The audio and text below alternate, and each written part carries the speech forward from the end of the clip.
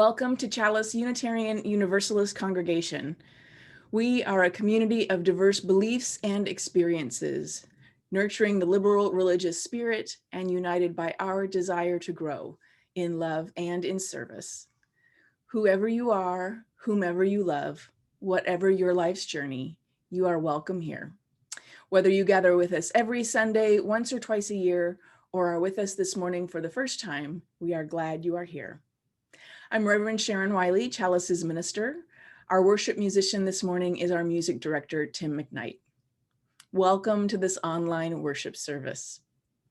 Please notice on your menu, your Zoom menu, that there's a button that says CC Live Transcript.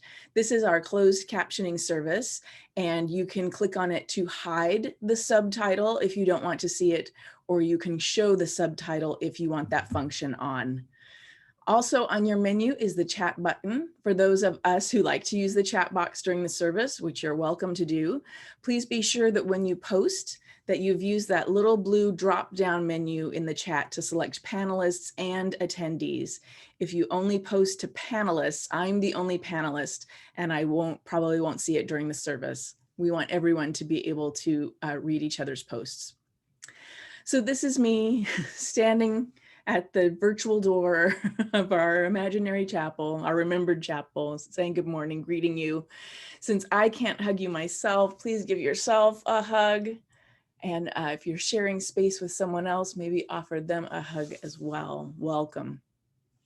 I want to especially welcome those of you who are newcomers at Chalice. In addition to this online worship, I want you to know that many of our groups and activities are continuing to happen online as well, using this Zoom meeting formats. Activities like our women's book club, our men's breakfast group, support groups, religious education for children, all of these and more are happening online. So you don't have to be a church member to participate in our groups and activities. They're open to everyone. So if you're new to Chalice and would like to learn more, you're invited to stay in this Zoom room after the service ends, and we'll use the chat box to ask questions and chat with each other. So now let's take a breath together.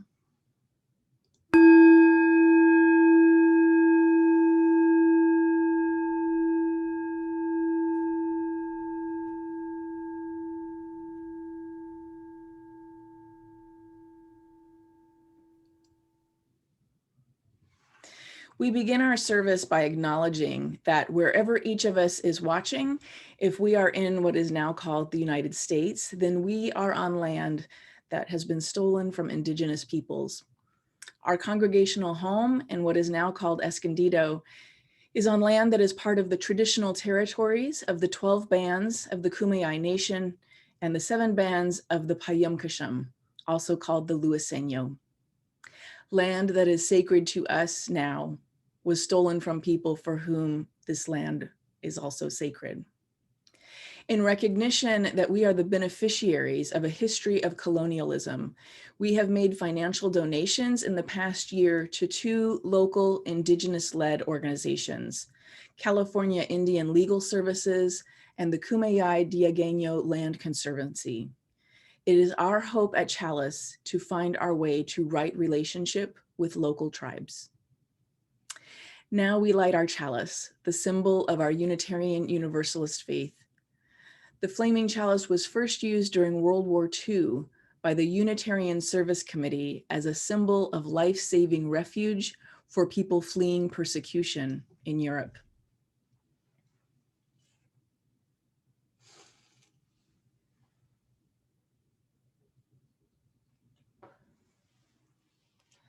May our chalice flame burn brightly, that all who are seeking may find us.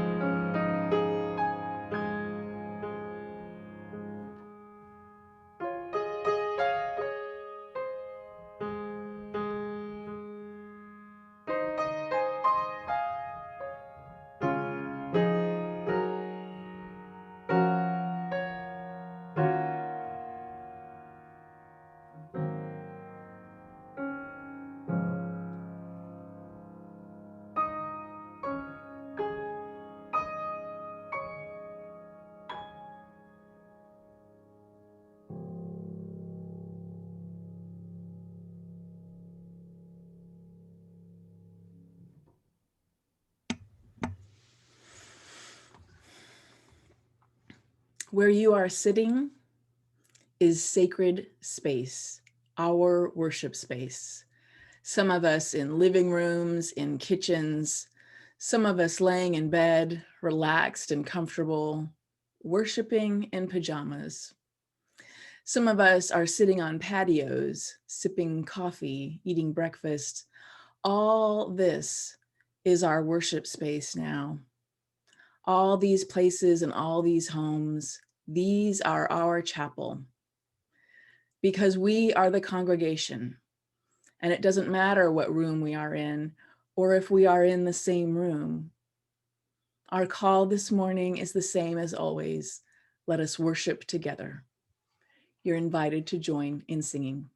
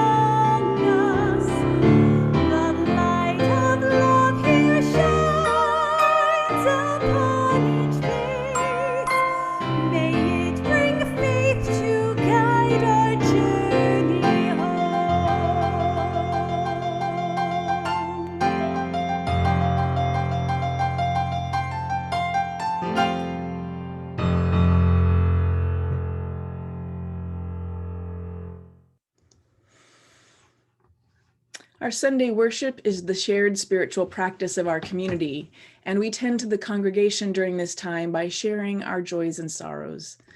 If you would like to share a joy or sorrow with the congregation this morning, now's the time for sharing in the chat box. We don't speak these out loud. If you'd like to send me a confidential note about your joy or sorrow, you can email me and I'll put my email address in the chat box.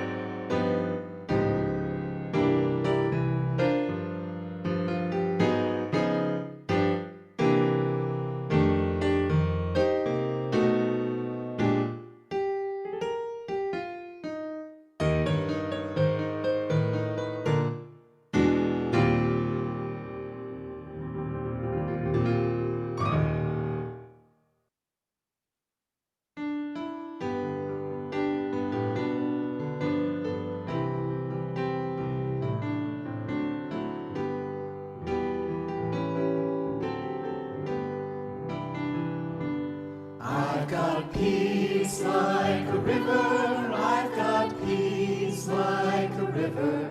I've got peace like a river in my soul. I've got peace like a river. I've got peace like a river. I've got peace like a river in my soul. I've got joy like a fountain. I've got joy like a fountain. I've got joy like a fountain in my soul. I've got joy like a fountain. I've got joy like a fountain. I've got joy like a fountain in my soul. I've got love like an ocean. I've got love like an ocean. I've got love like an ocean in my soul. I've got love like an ocean. I've got love like an ocean. I've got love like an ocean in my soul. I've got pain like an arrow. I've got pain like an arrow. I've got pain like an arrow in my soul. I've got pain like an arrow. I've got pain like an arrow. I've got pain like an arrow in my soul. I've got tears like the raindrops. I've got tears like the raindrops. I've got tears like the raindrops in my soul. I've got tears like the raindrops. I've got tears like the raindrops. I've got tears like the raindrops in my soul. I've got strength like a mountain. I've got strength like a mountain. I've got strength like a mountain in my soul. I've got strength like a mountain. I've got strength like a mountain. I've got strength like a mountain in my soul.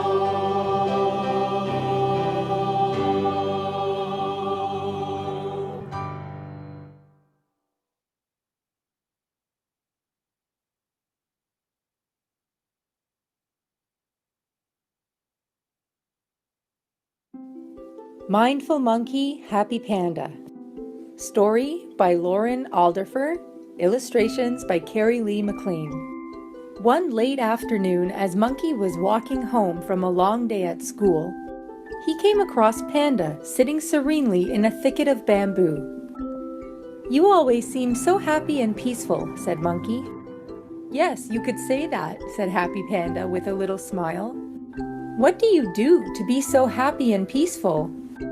"I walk, I work, I read, I eat, I play, and I rest." "I walk, I work, I read, I eat, I play, and I rest too, but I am not so happy," said Monkey. "That seems true," said Happy Panda as he looked at Monkey. "So, Monkey, what do you think about when you do those things?" "Well," said Monkey, "when I walk, I also think about doing chores. When I do chores, I also think about reading. When I read, I also think about eating. When I eat, I also think about playing. When I play, I also think about resting. And when I rest, I also think about walking." "Ah," said Happy Panda, "your monkey mind jumps from one thing to another, always to somewhere other than here, to somewhere other than what you are doing right now." "Well, of course it does," said Monkey. "Isn't that what everyone's mind does?" "Well," said Happy Panda, "when I walk, I am just walking. When I work, I am just working. When I read, I am just reading. When I eat, I am just eating. When I play, I am just playing. And when I rest, I am just resting." True happiness, said Happy Panda gently, comes from bringing all your attention to whatever you are doing right now. There's no need to think about what happened yesterday. Yesterday's gone, over, done. And there's no need to worry about tomorrow. Tomorrow isn't here, but today is all around us.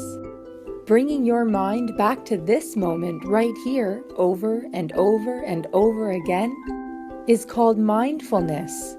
Oh, I get it, said Monkey. Mindful, like your mind is full of the present, full of right now. That's definitely how I want to be. And at that very moment, Monkey started to practice mindfulness. How about you?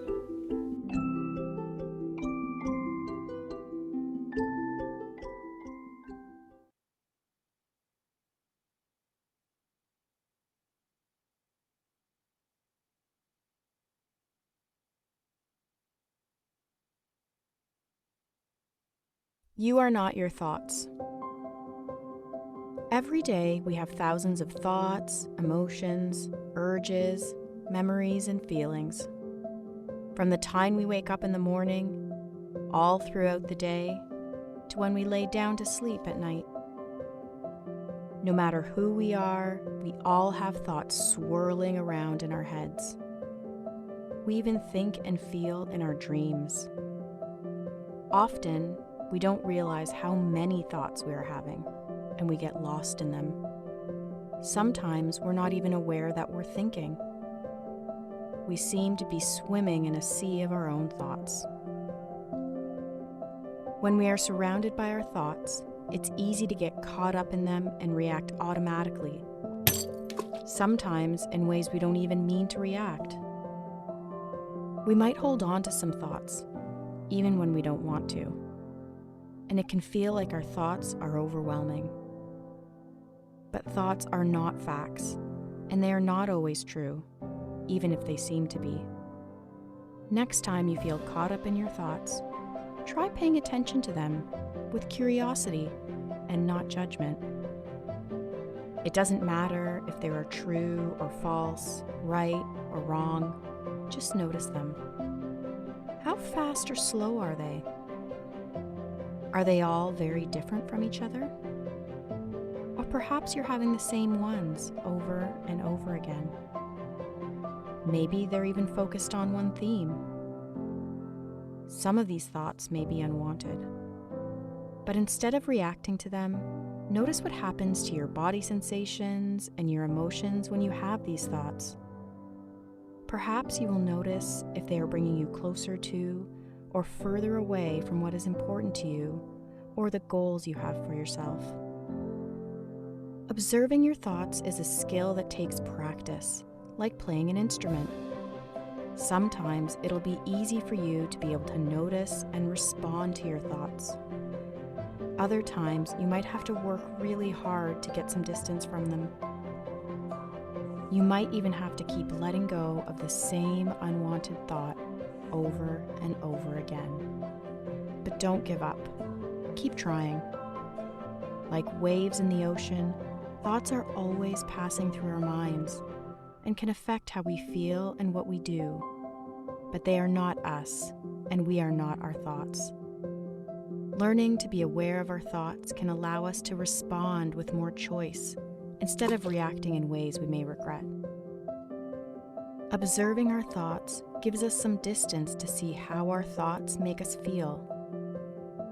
We can then choose to act in ways that bring us closer to the things and the people that are important to us.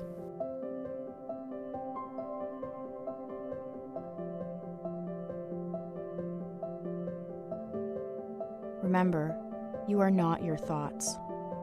Try observing your thoughts with curiosity. Try it right now.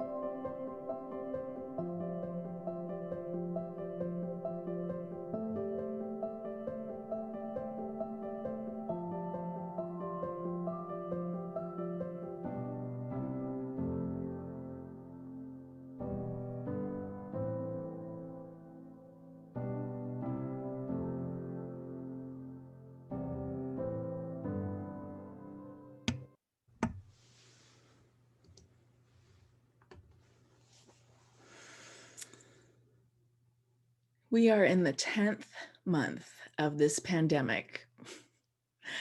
I was looking through some old sermons looking for something to connect with this one, and I came across one where I commented that we were 2 months into the pandemic, and it looked like was going to be a while before it was over. So just always holding space and gentleness around how long it's been, and that we still have a ways to go. 10th month. And although I know we're excited for the vaccine, but we also need to make peace with the fact that we do have many months to go.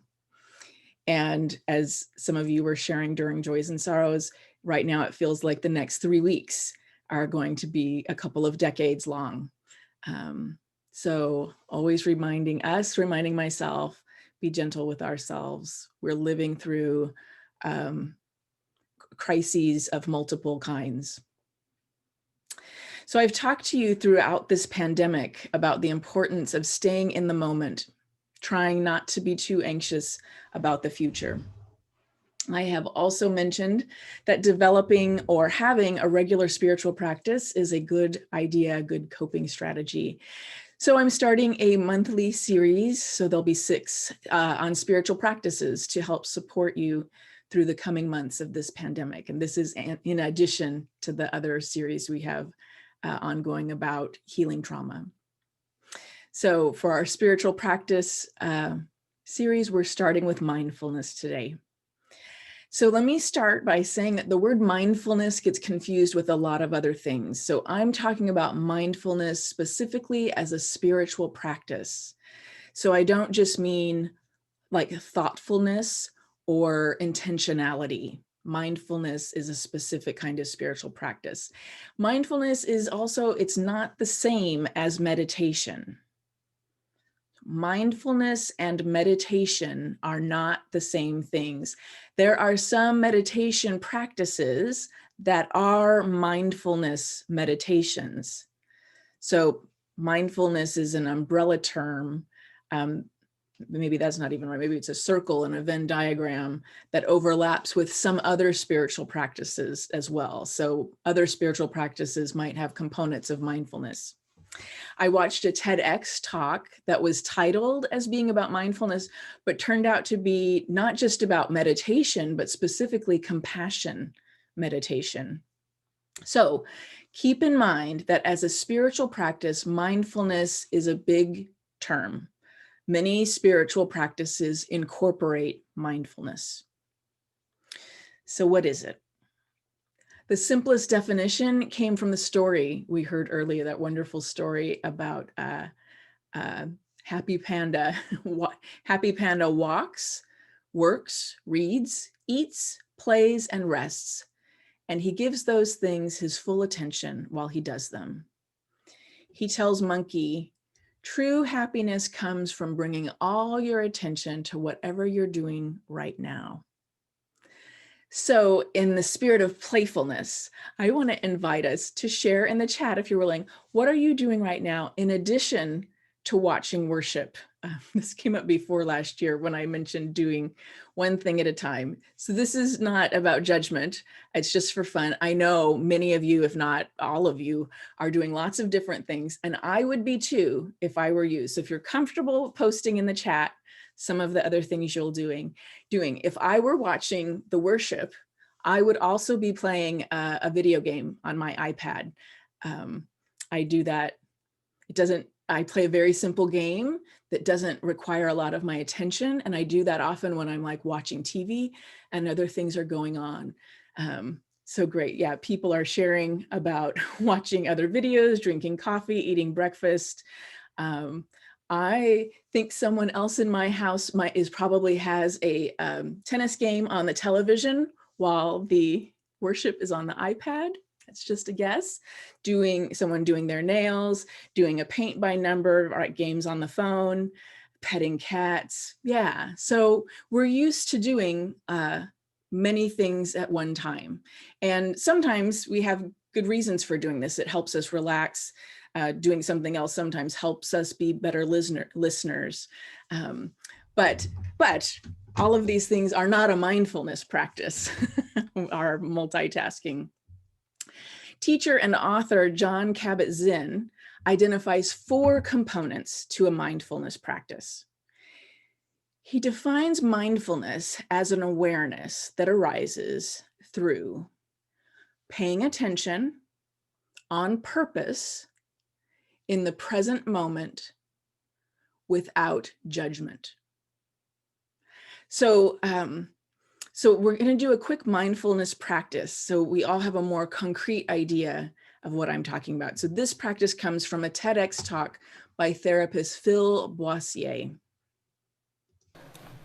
So I want you to find 3 physical objects in your environment. It can be anything. It can be your desk, someone sitting next to you, your computer screen, a lamp, literally anything. It's important not to fall into a particular trap that I've seen many people fall in, and that is to add subjective descriptors to the object, like, that's my favorite stool, or I really like Johnny. When we add these subjective descriptors, adjectives, etc., it brings about subtle emotional reactions that muddle the process. So you're simply going to say, that's a stool, nothing else. And when you name the object, you're going to do so in your mind, not out loud. If you're doing this at work or on the bus or on the train, people might start to think, you're having a little trouble that day, okay? And when you take your breath, you're going to do so through your nose or your mouth, whatever's comfortable for you. Ultimately, it is best if you choose the objects yourself, but for the sake of this talk and for us to do it together and things to be expeditious, I've picked out 3 objects for us. This pointer, that stool, and this screen. Ready to give it a try together? All right, here we go. That's a pointer. Take a deep breath. That's a stool. Deep breath. That's a screen. Another deep breath.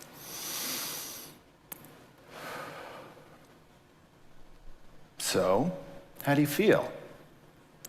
A little less stressed? A little more relaxed? It's good, right? So that's a very simple example of a mindfulness process. So again, looking at that definition from Jon Kabat-Zinn, mindfulness and awareness is an awareness that arises through paying attention on purpose in the present moment without judgment. So those components were there in that simple mindfulness exercise of saying, there's a desk, take a breath. And again, he invites us to notice there's a desk without saying it out loud, because then that becomes what our mind is full of. There's a desk. And so you heard the speaker tell us not to put descriptors on the things we're looking at. Like, that's the part about being non-judgmental. So whether you love the desk or you hate the desk, you're just observing the desk without judgment. It's that simple and it's that difficult. Many of you will have recognized that the monkey in the story we heard earlier is emblematic of our monkey minds, jumping from one thought to the next to the next. Our monkey minds have a hard time staying in the present moment. And our minds think because that's what our minds do. So it becomes our work to try to slow our thoughts or quiet our thoughts. Slow down our monkey minds. That's what mindfulness is about. So you can see how mindfulness is something simple you can do anywhere at any time. Just being fully present to whatever you're doing or what is happening, noticing your surroundings, trying to quiet the thoughts that distract you from the present moment. And you can also see how mindfulness is a part of other spiritual practices like meditation. Some meditations are all about noticing the body, the breath, the room. That's a mindfulness meditation, but not all meditations work that way. So in just a few minutes, we're going to sing our hymn, Meditation on Breathing. And to prepare, let me read you some words from Buddhist monk Thich Nhat Hanh. This is from his book about silence. Mindfulness is often described as a bell that reminds us to stop and silently listen. We can use an actual bell or any other cue that helps us remember not to be carried away by the noise around and inside us. When we hear the bell, we stop. We follow our in-breath and our out-breath, making space for silence. We say to ourselves, breathing in, I know I am breathing in. Breathing in and out mindfully, paying attention only to the breath, we can quiet all the noise within us, the chattering about the past, the future, and the longing for something more. In just 2 or 3 seconds of breathing mindfully, we can awaken to the fact that we're alive.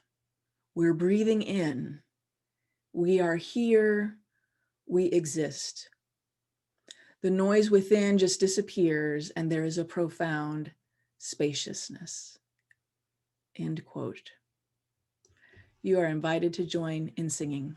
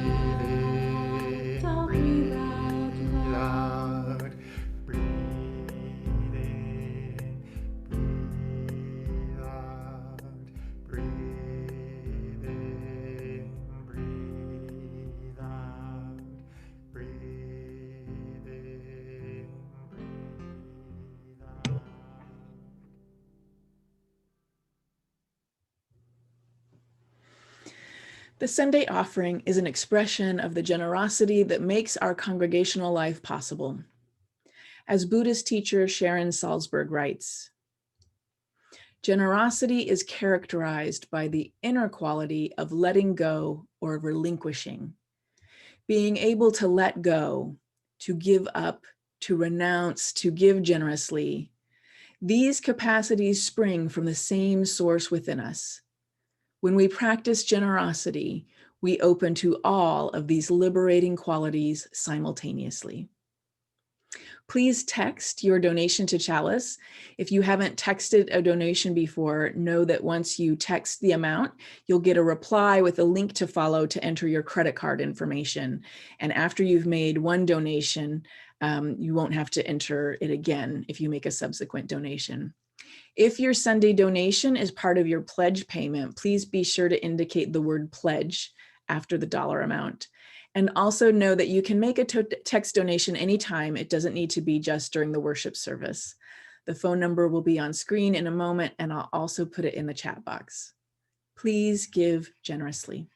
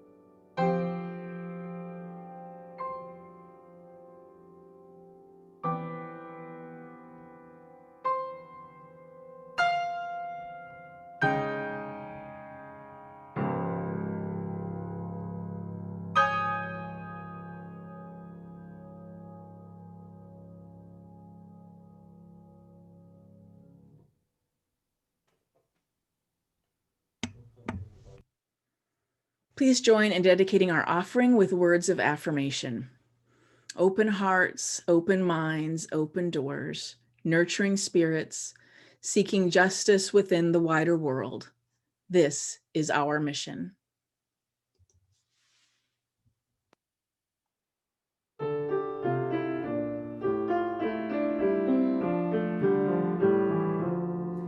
My blood doth rise in the roots of yon oak. Her sap doth run in my veins. Boundless my soul, like the open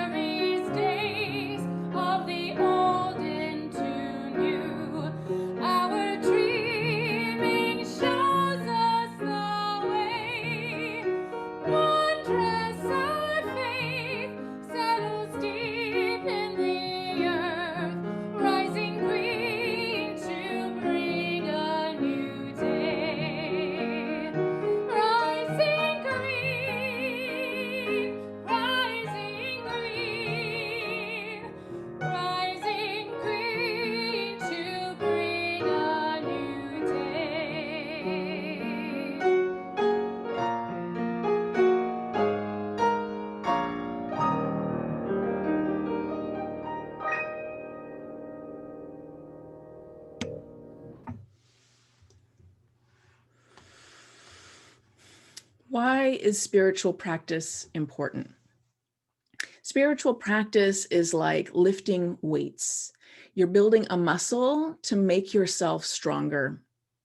You are practicing what it is like to maintain your equanimity in the face of tumultuous times. What does this mean? I don't mean that we shouldn't feel our emotions. We need to feel our emotions, but we do have times when we react to what is happening in our lives or in the world from our amygdala, our lizard brain in our brain. Our amygdala has only three responses available: fight, flight, or freeze. And our amygdala is not connected to the thinking part of our brain.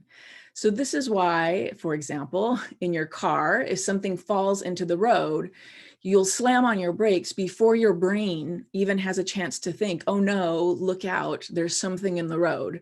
If we wait for our thinking brain, it's too late and we will have hit it.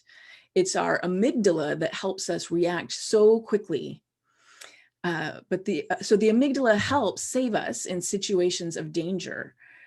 But the problem is that sometimes we have a big amygdala response to something that's happening that isn't really a dangerous situation.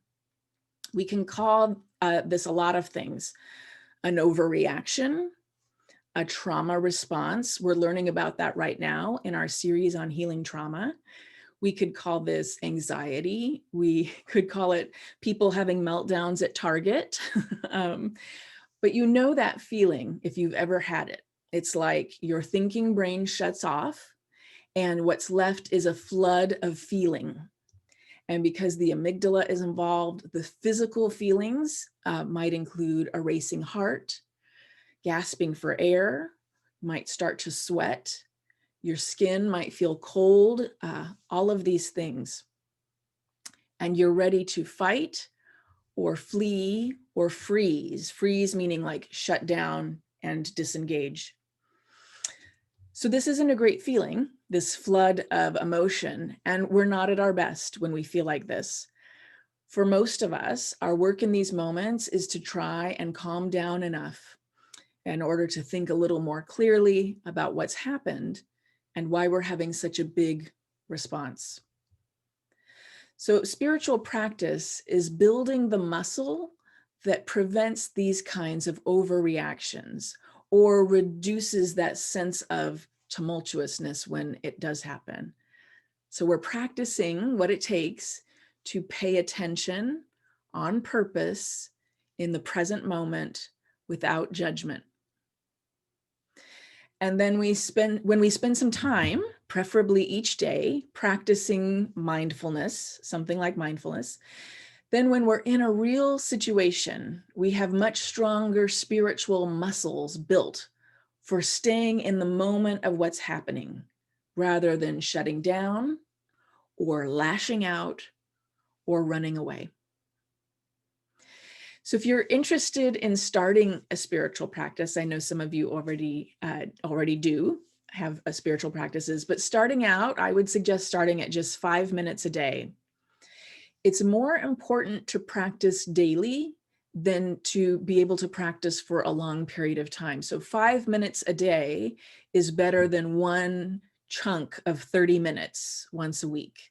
So I just assume everyone's like me and would like to cheat to get it done. So don't try to cheat and do it in one big chunk to get it out of the way. For many of us, spiritual practice is one of those things that we know is good for us and that feels good once we've done it. But it may feel challenging to work into a busy schedule. Not just a busy schedule, but a pandemic schedule, right? We're exhausted, we're overwhelmed. We're in the 10th month of this. The last thing we need is one more thing to do. So this is why I started with mindfulness. You don't need to sit quietly in a chair to practice mindfulness. You don't have to set aside 5 minutes. You can practice mindfulness while you wash the dishes or work in the garden or whatever it is you want to do. You just need to give it your full attention while you do it. Don't let your mind wander to think about other things. Pay attention on purpose in the present moment without judgment. You can do it. Please join in singing.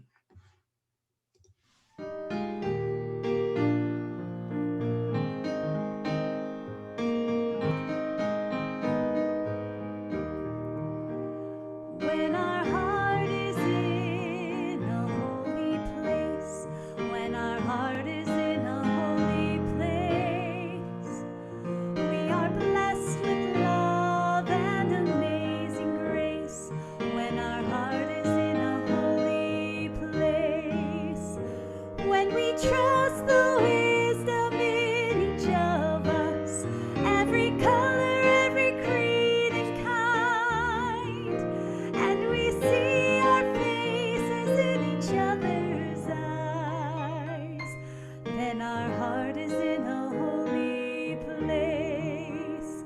When our heart is in a holy place, when our heart is in a holy place, we are blessed with love and amazing grace. When our heart is in a holy place, when we tell our story from deep inside, and we listen with a loving mind, and we hear our voices in each other's words, then our heart is in a holy place.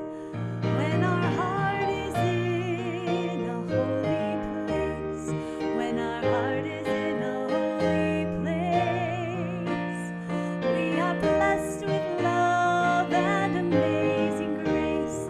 When our heart is in a holy place, when we share the silence of sacred space, and the gut of our heart stirs within, and we feel the power in each other's faith, then our heart is in a holy place.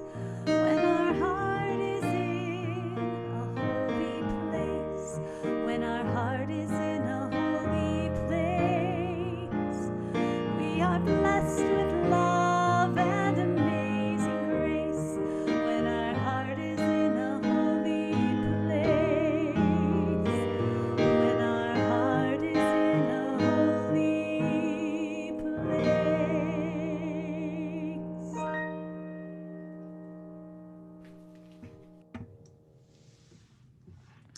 Our closing words come from Jim Wickman.